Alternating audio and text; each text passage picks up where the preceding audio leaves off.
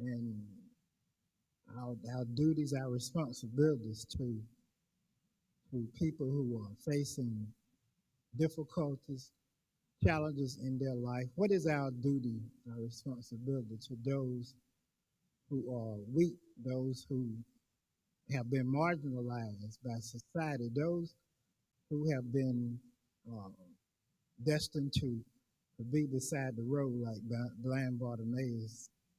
As Christians, and there's no doubt in my mind that God, being who He is, He can heal. He does heal. Today, our situation is different from that of blind Bartimaeus.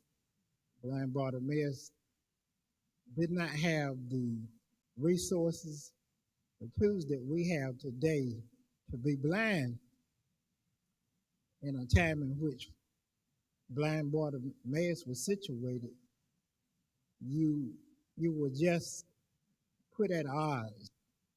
Not only were you put aside by society, but you were, in most cases, as it was with blind Bartimaeus, you were forced to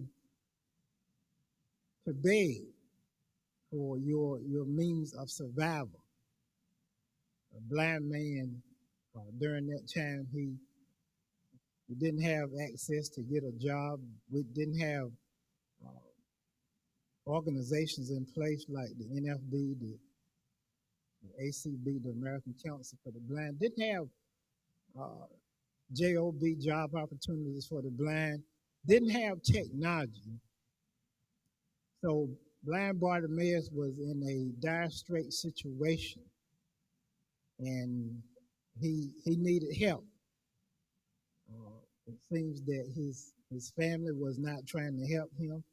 Society had put him aside, and it was his custom, blind Bartimaeus, to beg, to position himself in a place where he might receive help from people who would show him compassion.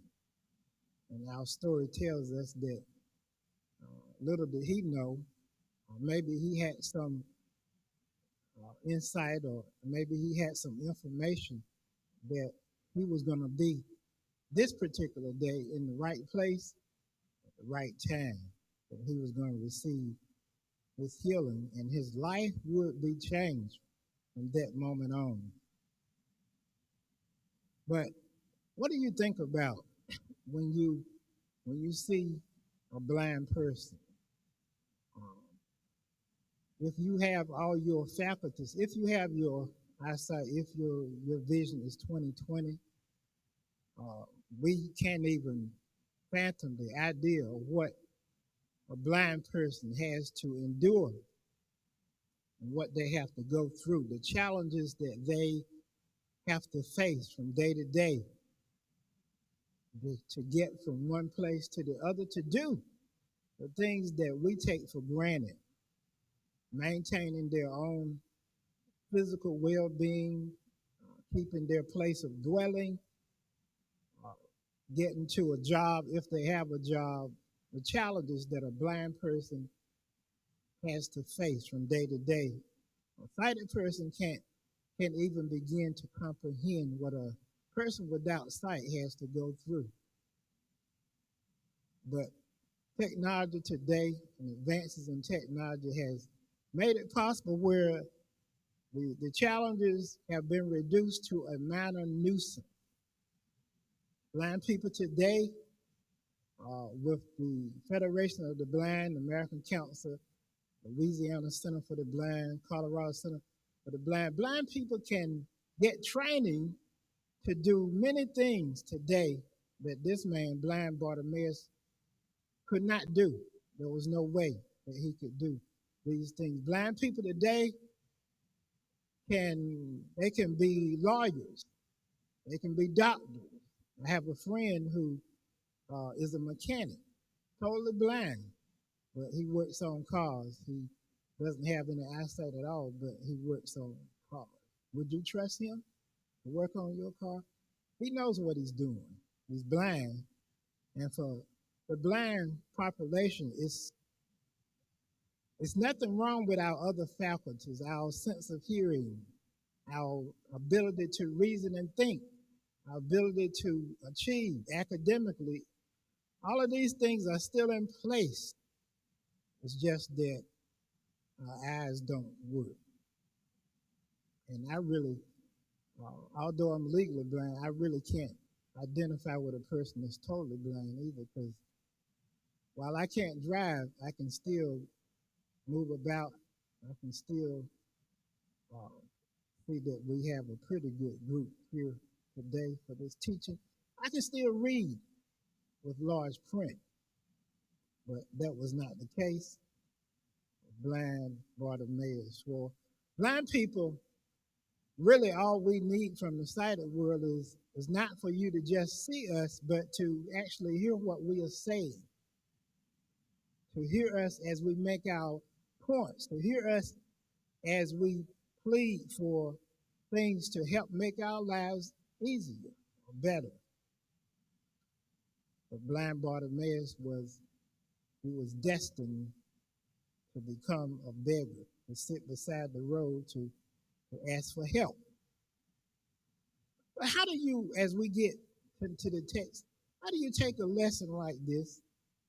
We know across the board that Jesus is a healer, and he can heal if he wants to. But how do you take a lesson like this and make it relevant to the time in which we live, when we have advancing technology to help us to manage our situations, even with our problems, even with blindness or other infirmities or afflictions that we have?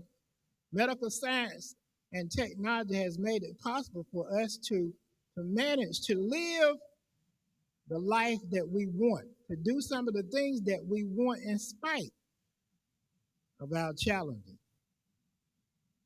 A lesson like this today, maybe the lesson is for us to really focus more on our spiritual healing, our spiritual eyesight, rather than our natural eyesight.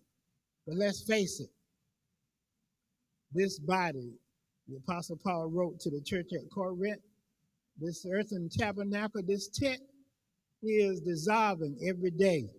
In spite of how hard we work, one day we all going to have to leave this tabernacle, this tent. And hopefully, if we're saved, we have another place, a building not made by hand, waiting for us, our heavenly habitation. Or maybe the most important thing is to be saved, to have spiritual eyesight.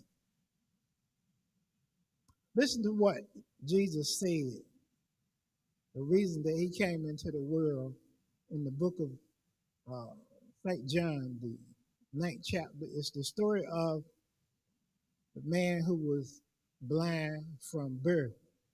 And oftentimes when a person is blind, it was seen as a result of sin, as it was, or as the people thought. The disciples asked that question in the 9th chapter. Who did sin?